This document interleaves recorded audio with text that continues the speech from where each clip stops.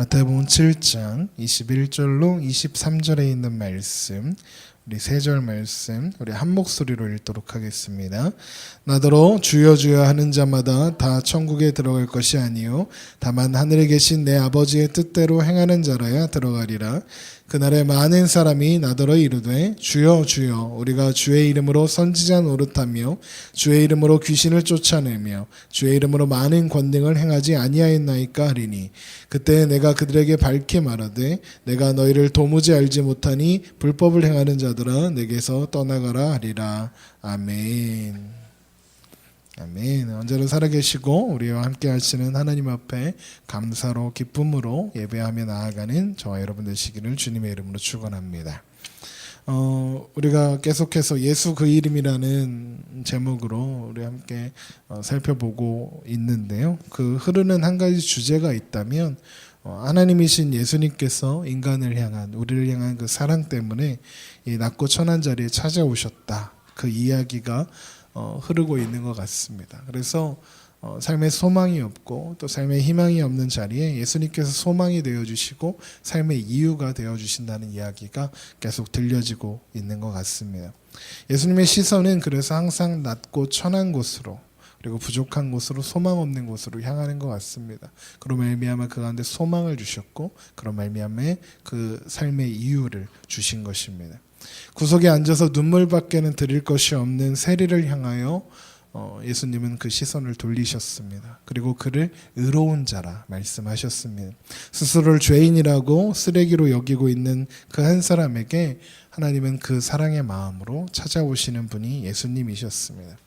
그런데 지난주 우리가 말씀을 나누었듯이 하나님은 죄인을 향하시고 죄인을 향한 그 마음으로 다가오신다 하셨는데 재미있는 것은 로마서 3장 10절에 의하면 의인은 없나니 하나도 없다입니다. 그러니까 모든 사람이 죄인이라는 것입니다. 이 원리를 벗어나서 의인으로 생겨먹은 사람은 이 세상에 존재하지 않습니다.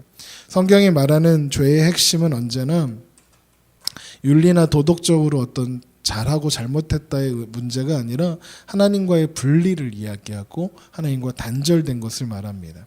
사람은 누구나 창조될 때부터 하나님으로부터 생명을 공급받도록 창조되었습니다. 하나님의 사랑을 받아야 하고 의와 진리와 거룩으로 하나님으로부터 채워져야 하는 존재들이었습니다. 그러나 하나님과 단절되면 이런 것들이 공급되어지지 않고 결국 썩어버리고 말게 됩니다. 그 상태가 바로 성경이 말하는 죄의 상태가 됩니다.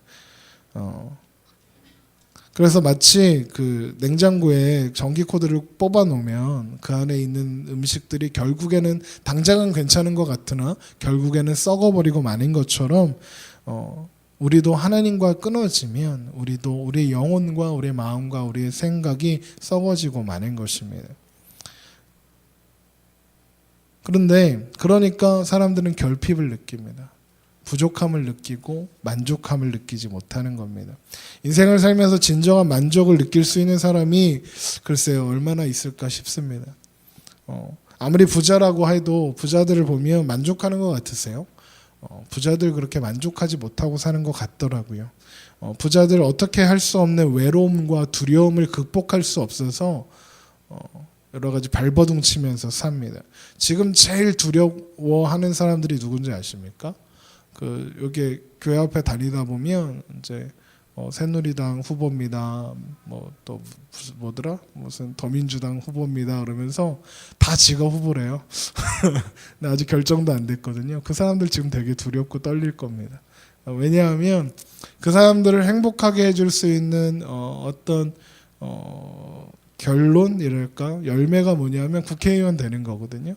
근데 국회의원 되면 행복할까요? 저는 글쎄요. 그 사람들이 그렇게 행복해 보이지 않던데요. 그러니까 힘의 자리에 올라가고 어떤 권력에 가지는 자리에 올라가는 것으로 사람들은 만족하지 못합니다.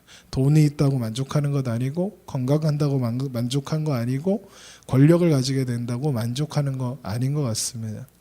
정말 예쁘게 생긴 사람도 만족하지 못하더라고요. 그러니까 더 예뻐지겠다고 수술을 하고 고치고 그러잖아요.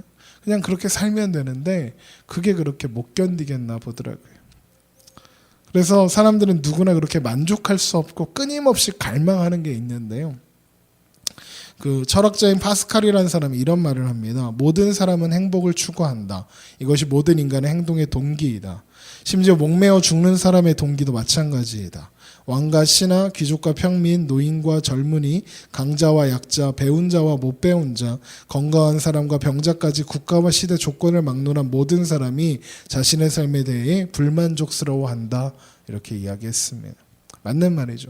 모든 사람들에게는 끊임없는 한숨과 신음이 있습니다. 그리고 그 갈망을, 그 결핍을 해결할 방법을 찾지 못하고 있습니다.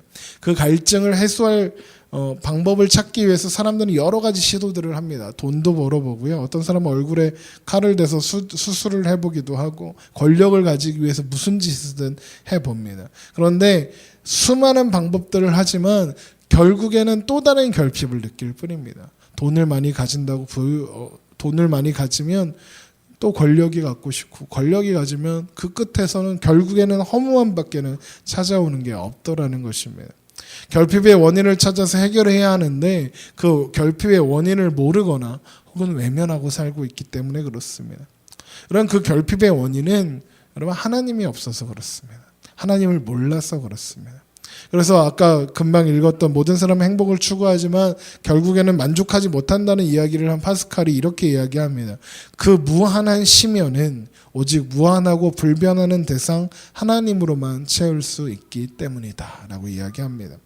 무엇으로도 채워지지 않는 그 공허함을 해결할 유일한 길이 하나님으로밖에는 채워지지 않기 때문에 그렇습니다.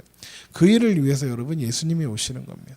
그 갈급함에, 그 결핍에, 그 가난함에 찾아오셔서 하나님과의 끊어진 통로를 연결하고 하나님의 자녀로, 하나님의 백성으로 회복시켜 주셔서 그래서 그 결핍에서 자유하게 하시는 것, 그것이 예수님께서 찾아오신 이유인 겁니다. 그래서 예수님이 필요하지 않은 사람은 아무도 없는 것입니다. 누구에게나 다 필요합니다. 그런데 사람들은 예수님이 필요 없다라고 말합니다.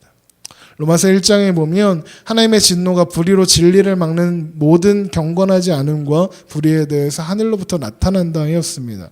그런데 그 안에 하나님을 알만한 것이 있고 하나님을 볼만한 것들이 많이 있고 그래서 그들은 심지어 핑계치 못할 것인데 그런데 하나님을 알면서도 하나님을 영화롭게 하지 아니하고 감사하지도 아니하고 도리어 그 생각이 허망하여 지며 미련한 마음에 어두워졌다라고 이야기합니다.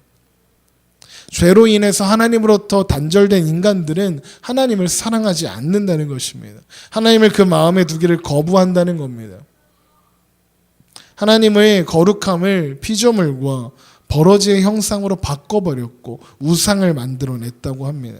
자기의 욕심대로 살고 하나님의 진리를 거짓된 것으로 바꾸고 피조물을, 인간을 경배하며 그리고 우상을 경배하며 살아갑니다. 하나님으로부터 분리된 그리고 하나님을 잊고 살고 하나님을 반대하고 살아가는 것입니다. 하나님을 모르는 겁니다. 우리는 바로 하나님을 모르던 그 자리에 있었던 자들이었습니다. 그런데 그런 우리가 그 자리에서 부름을 받은 것입니다. 그 자리에서 구출이 되었고요. 하나님을 알고 하나님을 인식하고 살아갈 수 있는 그 자리로 부름받아 옮겨진 존재들, 바로 그것이 우리들인 것입니다. 하나님과 단절되어서 죄의 노예가 되어 죄로 말미암아 살고 하나님을 잊고 하나님을 무시하고 하나님을 반대하고 살던 그 사람이 하나님을 즐거워하며 하나님을 소원하며 하나님을 기뻐하고 또 하나님을 닮은 사람으로 바뀌게 되는 사건이 여러분 그래서 구원인 것입니다. 죄의 자리에 찾아와 하나님을 알게 하고 하나님과 함께하는 사람으로 만드는 것이 구원입니다. 우리는 하나님을 압니다. 그런데 오늘 본문에는 상당히 심각한 이야기가 기록되고 있습니다. 하나님을 압니다. 그런데 23절에 그때 내가 그들에게 밝히 말하되 내가 너희를 도무지 알지 못하니 불법을 행하는 자들아 내게서 떠나가라 하리라 입니다. 예수님께서는 모른답니다. 내가 너희를 도무지 알지 못한다 하셨습니다. 예수님께 외면당하고 말았습니다. 그 외면받은 자리가 삶의 자리가 아니라 최후의 자리입니다. 심판의 자리입니다. 천국문 앞입니다. 천국문 앞에서 예수님의 외면을 받고 만 것입니다. 이것은 상당히 심각한 일이라 할 수 있습니다. 평생 예수를 믿고 살았는데 천국문 앞에 섰더니 예수님이 내가 너를 도무지 알지 못한다, 그런 판결을 받았다. 여러분 한번 상상해 보십시오. 과연 그 순간을 견딜 수 있겠습니까? 어쩌면 그 순간 그 앞에서 분노할지도 모릅니다. 내가 뭐가 부족합니까? 그렇게 하면서 달려들지 않을까요? 아니, 예수님, 내가 천국 가기에 조금도 부족함이 없습니다. 그런데 왜 저를 외면하십니까? 주님, 저 기억 안 납니까? 저 매일 교회 갔고요. 11조 한 번 안 떼어 먹었고, 교사, 성가대 열심히 봉사했고 충성했는데, 그런데 저를 모른다고요? 라고 따지지 않겠습니까? 마치 어려울 때 고시 공부하고 막 그럴 때 옆에서 잘 보필해주고 먹여 살리고 막 이렇게 해줬던 여자친구를 남자가 사법고시 합격하니까 버리고 재벌집 딸한테 가서 시집가는, 장가가는 그런 이야기 같지 않습니까? 평생을 다 하나님 앞에 바쳤는데 하나님이 외면하시는 겁니다. 무슨 막장 드라마도 아니고 이런 얘기가 어디 있습니까? 22절에 보면 그날에 많은 사람이 나더러 이르되 주여 주여 우리가 주의 이름으로 선지자 노릇하며 주의 이름으로 귀신을 쫓아내며 주의 이름으로 많은 권능을 행하지 아니하였나이까. 보십시오. 그런데도 모른다고 했습니다. 그냥 예배 잘 드리고 교회 잘 다닌 정도가 아니라 예수의 이름을 높이 들고 살아온 사람들입니다. 선지자 노릇했고요, 병을 고쳤고 귀신을 쫓아낸 사람들입니다. 그런데 그거 아니랍니다. 난 너희들 모른답니다. 이건 배신 아닙니까? 예수님한테 배신당한 거 아닙니까? 하나님, 예수님께서 어떻게 나를 모른다고 하실 수 있습니까? 예수님께서 어떻게 나를 모른다고 하실 수 있습니까? 예수님께서 나를 모른다 하신다. 여러분, 그 질문은 상당히 심각한 질문입니다. 그리고 우리가 그 질문 앞에 여러분 서 있게 되는 겁니다. 여러분, 저는 이 말씀을 준비하면서 솔직히 두려웠습니다. 그래서 썼다가 지웠다가 다른 설교 또 준비했다가 그건 아닌 것 같아 다시 이런 식으로 여러 번 망설이던 설교입니다. 왜 두렵고 떨렸냐? 나는 목사인 나는 이 질문 앞에서, 여기 보면 내가 주의 이름으로 선지자 노릇했다 그러는데, 내가 주의 이름으로 목사 노릇했는데 주님 앞에 섰는데 주님이 내가 너를 도무지 알지 못한다, 너 누구냐 하시는 거 아닐까?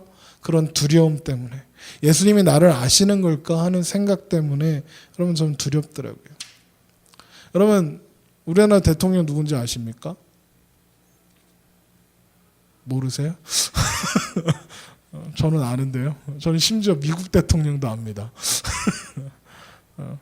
대통령이 무슨 옷을 입었는지, 어디 사는지, 여러분 대통령 어디 사는지 아시죠? 네, 서울에 삽니다. 그렇죠? 청와대 살거든요. 미국 대통령은요, 미국에 살죠. 워싱턴의 백악관에 삽니다. 그 사람이 무슨 옷을 입는지, 어떤 사람들과 만나는지, 어떤 일을 하는지 여러분 아시지요? 박근혜 대통령이 어떻게 자라왔는지 모르시는 분 다 아시잖아요. 그렇죠? 대통령이 어떤 일을 했는지 우린 다 알고 있습니다. 그러면 제가 대통령을 아는 건가요? 여러분은 대통령을 아시나요? 어떤 사람이 농담 삼아 그러죠. 그 사람 내가 잘 알지. 근데 그 사람이 날 몰라 하는 농담처럼 그들과 직접 만나 인사한 적도, 악수를 한 적도 없고, 그래서 이 나라 대통령은 제가 있는지도 모를 거예요. 경기도 안산시 단원구 선부동에 이모상이라는 사람이 살고 있다는 것조차 모를지도 몰라요. 여러분, 대통령에 대해서 아는 것과 대통령을 아는 건 천지 차이입니다. 그것처럼 예수님에 대해서 아는 것과 예수를 아는 것은 전혀 다른 문제인 것 같습니다. 그럼 오늘 말씀이 바로 이 나는 예수를 알고 있는가라는 질문에서 시작된 말씀입니다. 아니, 예수 그 이름 우리 11번이나 이제 살펴보고 있는데, 이 11번이나 살펴본 이 주제도 결국 나는 예수를 알고 있는가라는 질문으로부터 시작한 겁니다. 제가 아는 예수에 대해서 여러분에게 설명하고 나누겠다, 이게 아니라 내가 정말 예수를 아는가, 이 목사 이모상이 예수를 알고 있는가, 그 질문에서 시작한 겁니다. 아마도 그게 제가 나누는 말씀이 그렇게 썩 훌륭하지 못한 이유가 거기에 있는 것 같습니다. 저도 찾아가는 과정에 있기 때문에 그런 거 아닐까 싶습니다. 지난주도 그렇고 이번 주도 그렇고 설교 원고를 쓰는데 잘 안 써져요. 정말 거친 느낌, 잘 정리되지 못한 느낌 때문에 밤에 잠을 못 이루고 막 그럽니다. 그래서 새벽 설교가 주로 언제 완성이 되냐면 주일, 그러니까 오늘 새벽에 완성된 거예요. 오늘 한 2시가 넘어서 새벽 2시가 넘어서 설교 원고를 다 썼어요. 다 쓰고 도저히 다시 한번 살펴볼 기력이 없어서 이러고 이제 그리고 나서 아침에 나온 거예요. 아침에 이 설교 원고를 다시 읽는데 주여 내가 의지할 것은 주님밖에 없습니다. 이렇게 되더라고요. 매번 고민하고 또 생각하고 자료도 찾아보고 그렇게 고민하지만 그리고 기도하면서 준비해보지만 늘 그렇더라고요. 왜 그런가? 나는 예수를 아는가? 라는 그 질문 속에 깊이 빠져버리니까 그렇더라고요. 여러분 어떠십니까? 여러분 예수를 아십니까? 여러분 대통령 아는 거랑 대통령에 대해 아는 거랑 대통령을 아는 거랑 다르다니까요. 온 동네 아이들이 저를 알아요. 이 동네에 사는 온 동네 아이들이 저를 알거든요. 지나가면 아이들이 와서 손을 내밀어요. 비타민 달라는 거죠. 네. 근데 안 줘도 그만이에요. 왜냐하면 나는 걔를 모르거든요. 걔는 나를 알지 몰라도 나는 널 몰라.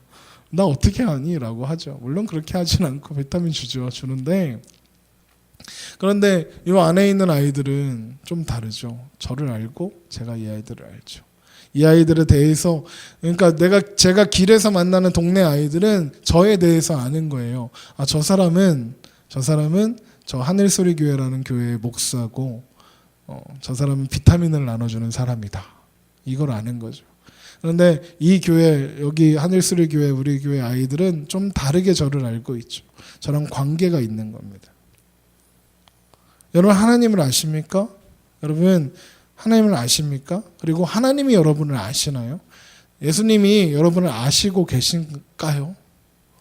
마지막 날에 주여 주여 하는 자마다 그 사람이 내가 아닐 자신 여러분 있으십니까? 여러분 유명한 종교 철학자이고 TV에도 많이 나오는 도올 김용옥이라는 사람이 있습니다. 머리 빡빡 밀고 이렇게 나오는 사람인데요. 그 사람을 보면 이 사람이 한신대학교 그러니까 심지어 신학교 교수입니다. 한신대학교 교수거든요. 그가 아는 지식 앞에서 우리나라 어지간한 목사들 얘기 좀 섞어 보이지도 못할 겁니다. 그 지식에 압도당하고 말 겁니다. 이 사람이 얼마나 대단한 사람인지 책도 엄청 많이 썼고요. 그냥 어마어마한 사람입니다. 이 사람이요 기독교 성서의 이해라는 책도 썼고요. 요한복음 강해라는 책도 썼고요. 성경 관련된 그 강의들도 엄청나게 많이 합니다. 엄청난 지식들을 갖고 있습니다. 그런데 그런 그가 예수를 알까? 하나님을 알까? 정말 성경을 알까? 이런 생각을 합니다. 저는 아니라고 생각합니다. 이 사람은 예수를 모릅니다. 하나님을 모릅니다. 이 사람에게는 예수는 연구 대상일 뿐입니다. 그가 공부해야 할 종교 철학의 한 부류일 뿐입니다. 그 이상도 그 이하도 아닙니다. 그에게 예수님은 아무것도 아니고요.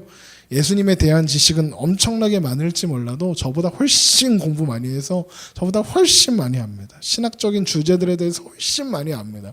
그러나 그 사람은 예수님과 아무 관계 없습니다. 그냥 예수님에 대해서 많이 알 뿐입니다. 여러분 누가 예수님을 하나님을 많이 아는 사람일까?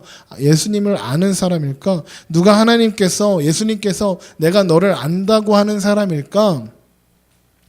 오늘 본문 7장 21절을 한번 보세요. 나더러 주여 주여 하는 자마다 다 천국에 들어갈 것이 아니요 다만 하늘에 계신 내 아버지의 뜻대로 행하는 자라야 들어가리라입니다. 아버지의 뜻대로 행하는 자랍니다. 아버지의 뜻대로 행하는 자 그러면 쉽게 생각하면 예배 잘 드리고 11조 잘하고 그런 거라고 생각하는데 아까 살펴봤잖아요. 주 선지자 노릇하고 귀신 내쫓고 기적을 행했어도 하나님 모른다 하신다니까요. 그럼 그게 아니라는 거죠. 아버지의 뜻이 무엇이냐? 요한복음 6장 39절에 나를 보내신 이의 뜻은, 예수님께서 하시는 말씀입니다. 내게 주신 자 중에서 내가 하나도 잃어버리지 아니하고 마지막 날에 다시 살리는 이것이라. 내 아버지의 뜻은 아들을 보고 믿는 자마다 영생을 얻는 이것이니 마지막 날에 내가 이를 다시 살리리라입니다. 아들을 보고 믿는 것입니다. 예수 그리스도를 나의 주 나의 하나님으로 고백하며 구원받는 겁니다. 하나님에게서 끊어져 버렸던 그 자리, 그래서 어떤 소망도 도움도 바랄 수 없었던 그 현실을 인식하고 하나님의 도우심을 구하며 하나님께서 베풀어 주신 그 구원의 선물을 믿음으로 받아들이는 겁니다.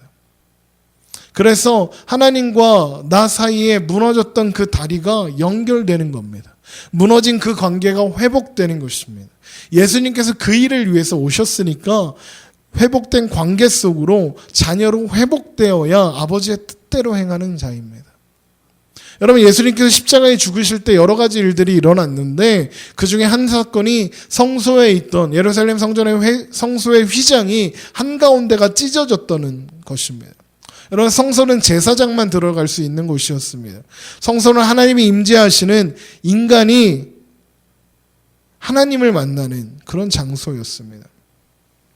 그러나 특별한 사람만, 하나님께서 제사장들만 그 안에 들어가 하나님을 만날 수 있게 하셨습니다. 성소를 구별하셔서 제사장들만 하나님께 만나셨습니다. 그 이유가 무엇이냐? 죄로 인해서 더러워진 사람들이 하나님의 거룩하신 그 임재 앞에 서면 견뎌낼 수 없고 죽기 때문에 그렇습니다. 하나님의 거룩을 증명하면요, 여러분, 모든 사람은 죽습니다. 죄인된 인간은 하나님의 온전하신 거룩하심 앞에 직면하면 죽게 되기 때문에 그렇습니다. 하나님을 만나기 위해서 죄의 문제를 해결하고 거룩하다 인정을 받아야만, 그래야 성소에 들어가도 살 수 있었기 때문에 그렇습니다. 그래서 성소를 구별해 놓으신 이유는 하나님께서 우리와 거리를 두신 것이 아니라 우리를 사랑하셔서 우리를 보호하시려고 그 거리를 두시고, 그리고 제사장이라는 매개체를 세워놨던 것입니다. 그러나 이제 죄를 향한 하나님의 진노가 십자가로 향했습니다. 그리고 그 십자가에서 예수님께서 그 진노를 다 감당해 내셨습니다. 이제 십자가에 나아오는 사람은 누구나 하나님 앞으로 나아올 수 있게 되었습니다. 그래서 성소의 휘장이 찢어지는 겁니다. 여러분, 그래서 오늘날의 목사는 제사장이 아닙니다. 목사는 똑같이 성도이고요. 그리고 그냥 그 역할을 감당하는, 설교하고 목회하는 직으로 부름받은 사람일 뿐입니다. 하나님의 대리자 같은 거 아닙니다. 여러분은 누구나 다 하나님 앞에 직접 기도하고 그리고 직접 기도의 응답을 받을 수 있는 존재들이 되었습니다. 하나님 앞으로 나아갈 수 있습니다. 여러분, 이렇게 우리를 하나님과의 깨어진 관계로 회복시키고 죄인이 아니라 하나님의 형상을 닮은 자녀로 회복시키기 위해, 우리를 고쳐내시기 위해 예수님은 죽으신 겁니다. 여러분, 그래서 구원은 하나님을 만날 수 있는 통로를 여신 사건이고, 우리가 하나님을 만날 수 있는 자격을 얻게 되는, 그리고 우리를 거룩하다 인정하는, 이제 너는 나의 자녀다라고 인정하고 선포하는 사건인 것입니다. 그래서 우리의 믿음은요, 우리의 신앙은 언제나 여기서부터 점검해야 옳습니다. 십자가를 통과했느냐입니다. 십자가 앞에 나의 영혼이, 나의 마음이, 나의 모든 것이 세워졌느냐, 우리가 십자가가 우리의 뜻과 마음을, 생각을 고쳐놓았는가, 내가 바라보는 것들고 내가 바라보아야 할 것들에 대한 인식이 바뀌었는가, 십자가로 그 모든 것들이 설명되고 있는가, 예수로 내가 정의되고 있는가, 그것을 점검해야 한다는 것입니다. 여러분, 우리는 죄인이었습니다. 죄밖에 할 줄 아는 것이 없었습니다. 우리에게 환경과 조건이 생기면 죄를 더 많이 짓고 더 많은 죄를 만들어낼 뿐입니다. 여러분, 아이들이 왜 죄를 못 짓느냐? 죄질 힘이 없어서 그런 겁니다. 조건이 되고 상황이 되면 다 죄를 짓습니다. 아, 나는 돈 생기면 저렇게 안 해. 돈 생기면 똑같이 합니다. 내가 국회의원 되면 나는 저렇게 안 하고 나는 이렇게 깨끗한 정치를 할 거야. 다 더럽게 정치합니다. 내가 대통령이 되면 이 나라가 달라질 거 하나도 없습니다. 다 똑같은 죄인이기 때문에 그렇습니다. 상황이 되면 다 죄 짓는 겁니다. 그래서 우리에게 필요한 건 환경이나 조건의 변화가 아니라 십자가인 것입니다. 은혜이고 회복이 필요한 것입니다. 우리의 생각이 아니라 하나님의 생각으로 살아가게 되어야 하는 것입니다. 안타까운 것은 오늘날 한국교회는 이것을 잃어버렸습니다. 한국교회 그러니까 지가 대단하지도 않으면서 무슨 한국교회를 얘기해 이렇게 생각하실 수 있지만 저 같은 눈에도 저같이 이렇게 새끼 목사, 저희 새끼 목사거든요. 애기 목사잖아요. 제 눈에 보기에도 한국교회가 그렇게 정상적으로 보이지는 않습니다. 한국교회가 아픈 것 같습니다. 우리 교회는 안 아픈 교회 되게 하려고 제가 부돈이 있습니다. 어떤 병을 앓고 있느냐? 십자가를 모르는 것 같습니다. 예수를 모르는 것 같습니다. 한국교회 보면 온갖 자랑이 넘쳐납니다. 그 자랑 중에 대표적인 게 뭐냐면 우리 교회에 이렇게 대단한 사람 많이 다닌다입니다. 일반 동네에서 마을회관에서 서울대 합격 이거 붙여놓는 거 이해합니다. 그런데 교회들도 우리 교회 누가 아무개가 서울대 합격했다고 막 현수막 걸어놓고 막 예배 시간에 이렇게 일으켜서 막 박수 쳐주고 그럽니다. 그럼 서울대 못 간 애들은 뭐가 됩니까? 그게 사랑이고 정의입니까? 그건 자랑입니다. 그냥 공부 잘해서 간 겁니다. 공부 잘하면 하나님이 사용하시고 공부 못하면 하나님이 사용 안 하시나요? 돈 많이 벌면 하나님 사랑하시고 돈 많이 못 벌면 하나님 안 사랑하시나요? 그런 게 어디 있습니까? 잘못된 번영신학이 번영의 마음이 헛된 축복이 기복주의 신앙이 세상에 찾아왔습니다. 한국교회를 주도하고 있습니다. 신앙이 자랑으로 가버렸습니다. 그래서 돈으로 그리고 지식으로 자랑 못하는 사람은 신앙적인 열심으로 자랑합니다. 내가 이렇게 주일을 한 번도 안 빠졌고 11조를 한 번도 안 빼먹었고 새벽 예배를 한 번도 안 빠지고 내가 드렸다. 내가 성경을 100번 읽었다. 자랑합니다. 좋습니다. 자랑할 만한 일이죠. 귀한 일입니다. 해야 하는 일입니다. 그런데 성경 100번 읽은 사람이 성경 한 번도 못 읽은 사람을 넌 왜 성경 한 번도 못 읽어라고 정죄하면 그 순간 100번 읽어 다 소용없는 겁니다. 왜 그걸로 자랑을 삼습니까? 하나님의 말씀이 내 발의 등이요 내 말의 기쁨입니다 라고 그렇게 선포하는 사람이 왜 신앙의 그런 어떤 행동으로 자랑합니까? 자랑할 것이 아닌데 말입니다. 여러분 신앙은 자랑으로 가는 것 아닙니다. 제가 보기에 신앙의 형식은 절망이고 좌절이고 갈등이어야 맞습니다. 아무런 거리낌이 없이 나는 이렇게 초월했다? 제가 보기엔 가짜일 가능성이 높습니다. 여러분 바울도요. 오라 나는 공고한 사람이로다 나 이 사망의 몸에서 누가 나를 건져내려 애통해하면서 자기를 채찍질하면서 살아간 사람입니다. 그 대단한 바울도 그렇게 살았습니다. 다른 사람 논할 거 없이 제가 그렇습니다. 신앙생에 절망과 갈등이 가득합니다. 믿음의 담대한 승리 막 맨날 전투하고 막 이래가지고 막 승리하고 그래야 되는데 정답을 알고 있는데 실패하는 것 같아요. 사랑해야 한다는 거 누가 모릅니까? 그런데 사랑 잘 못할 때 많고요. 긍휼히 여기고 온유하고 해야 되는데 그러지 못해야 된다는 건 너무 마음이 압니다. 이래야 하고 저래야 하고 믿는 사람은 이래야 한다라고 우리 그렇게 생각하는데 그렇게 잘 안 되잖아요. 여러분 그래서 저는 이 설교 준비하면서 고민했다니까요. 명색이 목사인데 자신 있게 예수님은 저를 아십니다. 여러분도 예수님이 아는 사람이 되십시오 라고 말해야 하는데 그렇게 고백할 수 없어서 예수님을 내가 정말 알고 있는가라는 반성 때문에 그렇게 생각했습니다. 아니 몰라서 그러는 거 아닐지도 모릅니다. 아는데 하나님이 함께 하시는 것 알고 하나님 믿고 하나님의 인도하심을 알고 그래서 믿고 있어서 그 믿음을 포기할 수는 없고 그런데 내 상황과 모습은 여전히 초라하고 신앙의 놀라운 위인들처럼 막 20만 번 기도했는데 2만 번인가 20만 번 2만 번 기도했더니 다 응답받고 막 11조 했더니 막 부자의 부자가 되고 막 그런 일들이 나한테는 안 일어나거든요. 내가 하는 기도는 그 인간이 그분이 하신 그 인간이라고 하면 안 되지. 그분이 하신 기도는 하나님 마음에 다 아파갖고 2만 번 기도했더니 2만 번 다 응답받았는데 나는 2번 기도해도 2번 기도해도 2번 다 응답 안 됐고 2만 번이 뭐야? 2천만 번을 해도 응답 잘 안 되고 하는데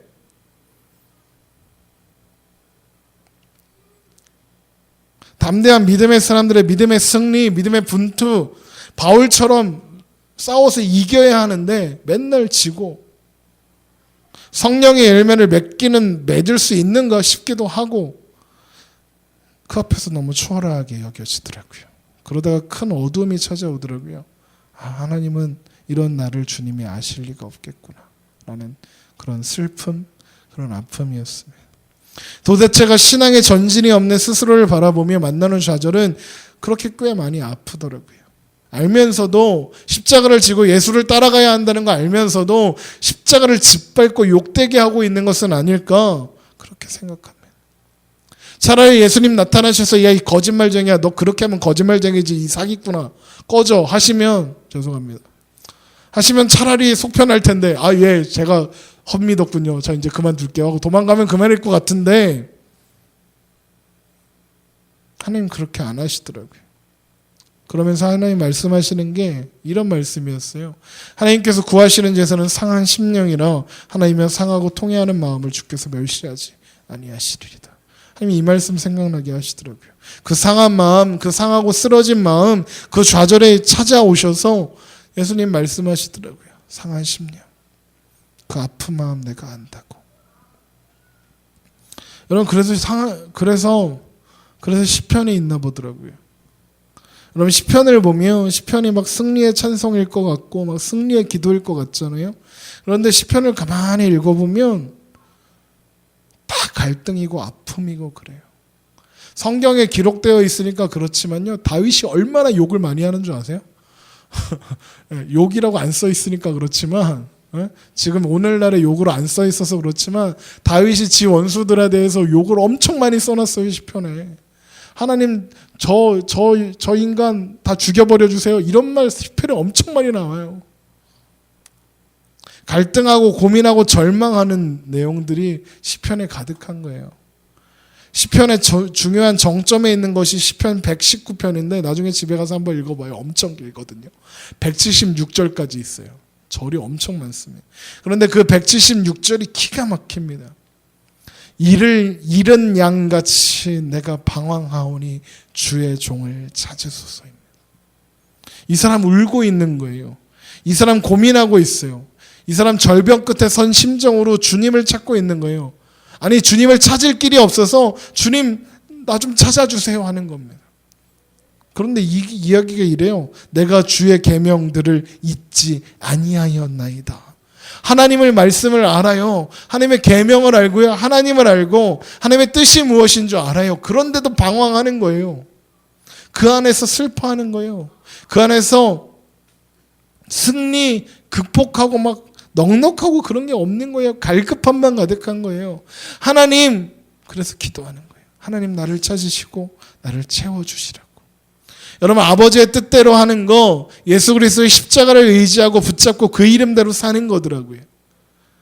멋진 신앙의 생활의 모습으로 꾸미고 치장하는 것 아니라 얼굴에 쓰여져 있는 가면 내려놓고 나 잘났네 하던 그 모습 내려놓고 십자가 앞에서 맨 얼굴을 드러내는 거더라고요. 그 맨 얼굴이 드러나고 그 앞에 예수 그 이름 앞에 무릎 꿇고 보니까 상한 심령을 어루만지시고 회복하시는 하나님의 손길이 느껴지고 경험되더라고요.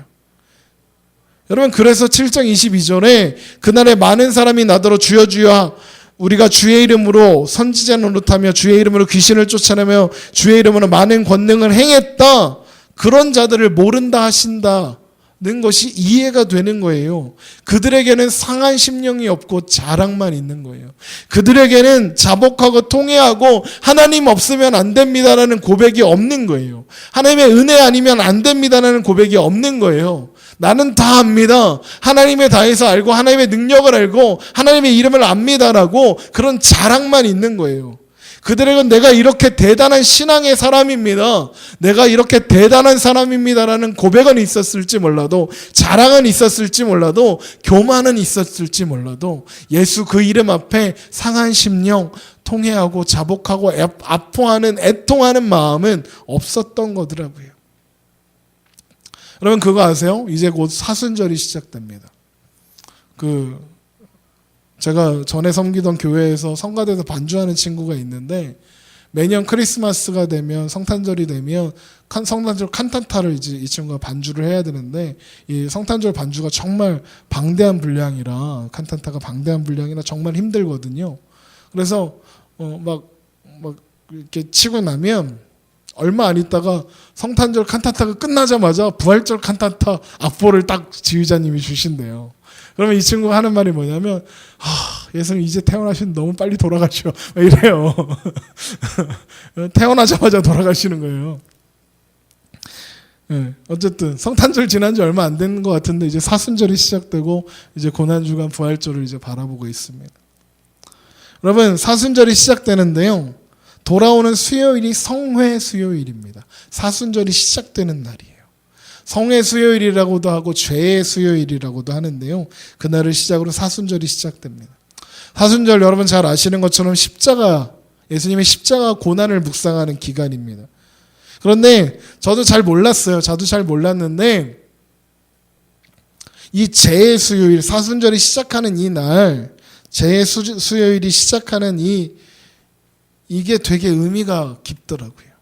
여러분 죄의 수요일 할 때 그 죄는 무언가 태우고 남은 죄 이야기하는 겁니다. 죄. 뭐라 그러지? 죄라고 하면. 죄는 타고 남은 찌꺼기죠.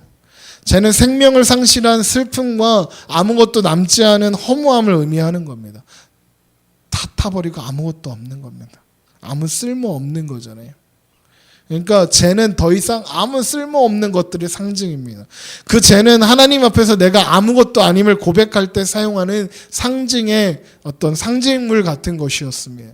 그래서 이스라엘에서 죄는 회개를 할 때 뒤집어 쓰는 도구였습니다. 하나님 앞에 나와왔을 때 하나님 앞에 애통하는 마음으로 나아갈 때 죄를 뒤집어 쓰고 회개하고 기도했습니다. 욥이 견딜 수 없는 아픔이 찾아왔을 때 죄를 뒤집어 쓰고 기도하지 않았습니까? 이 죄를 뒤집어 쓴다는 것은 무엇이냐 하면 나는 아무것도 아닙니다. 나는 이렇게 보잘것없는 존재입니다. 라는 고백이 거기에 담겨 있는 것입니다. 바로 이 죄를 뒤집어 쓰는 성의 수요일, 죄의 수요일로 사순절이 시작이 됩니다. 그래서 성의 수요일에는 많이 사라지긴 했는데 이 죄를 이마에 바르면서 하나님 앞에 서는 시간들을 갖곤 합니다. 그래서 저도 나중에 한번 해보고 싶어요. 이게 종려나무 가지를 태운 다음에 그 죄를 십자가 형상으로 이마에 바르면서 회개를 하고 하나님 앞에 기도하는 그런 시간이랍니다. 그 행동에는 나는 쓸모없는 죄인이오니 나를 거두어 주소서라는 고백이 담겨 있는 거라고 해요. 그렇다고 이제 우리 다 수요일날 이렇게 나무 태워서 죄 뒤집어 씁시다 그 얘기하는 거 아니고요. 그 얘기하는 것 아니고 그 고백을 기억하자는 겁니다. 사순절의 의미를 생각할 필요가 있다는 것입니다. 나는 쓸모없는 죄인이오니 나를 불쌍히 여겨주셔서 하나님의 자녀로 받아주옵소서. 여러분 그 고백이 있는 자가 예수가 아는 자입니다. 그 고백이 있는 자가 예수를 아는 자입니다. 하나님의 은혜를 알고 예수 그리스도의 십자가를 아는 자가 하나님을 아는 자고 예수를 아는 자인 것입니다. 그 사람 십자가 앞에서 자신의 정체를 확인하고 상한 심령으로 죄를 뒤집어 쓰고 나는 쓸모없는 사람인데 그래서 하나님의 은혜가 아니면 하나님의 도우심이 아니면 나는 아무것도 아닌데 하나님 어떻게 하실래요? 나 좀 살려주세요 하는 겁니다. 그 상한 심령으로 나오는 그 사람을 예수님께서 내가 너를 아노라 말씀하시는 것입니다. 겉으로 드러나는 종교행위가 아니라 중심을 살피시는 하나님께서 내가 너를 아노라 하시는 거예요. 여러분 그래서 우리는 살 수 있습니다. 우리는 살 수 있습니다. 그분이 우리 주님이시라서 우리에게 기준을 요구하지 않으셨어.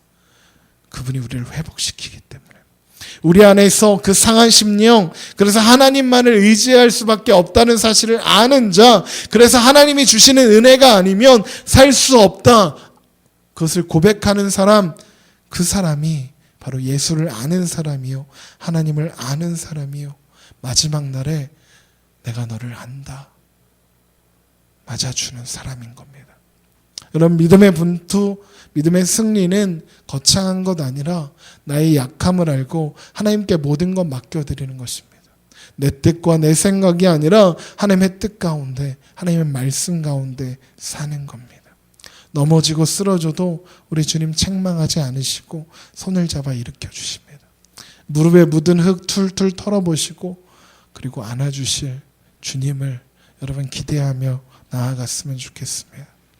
여러분 우리 더 많이 하나님 알아가고 더 많이 예수님 알아갔으면 좋겠습니다. 더 많이 예수님을 만나고 더 많이 예수님을 사랑했으면 좋겠습니다. 우리 시간 함께 찬양하기 원하는데요. 찬양의 가사가 이렇습니다. 다 표현 못해도 표현하고, 다 고백 못해도 고백하고, 다 알 수 없어도 다 알아가고, 그리고 다 닮지 못해도 닮아가리라. 그 사랑이 얼마나 크고 놀라운지, 그 사랑이 얼마나 나를 강하게 하고 나를 부욕해 하고 나를 능력 있게 하는지. 찬양의 가사가 이렇습니다. 우리 이 찬양 부르면서 주님 그렇습니다. 나는 이렇게 부족하고 연약한 존재이지만 그 사랑 때문에 사는 존재임을 고백하며 그렇게 살겠습니다. 그 마음을 담아 우리 함께 찬양하겠습니다.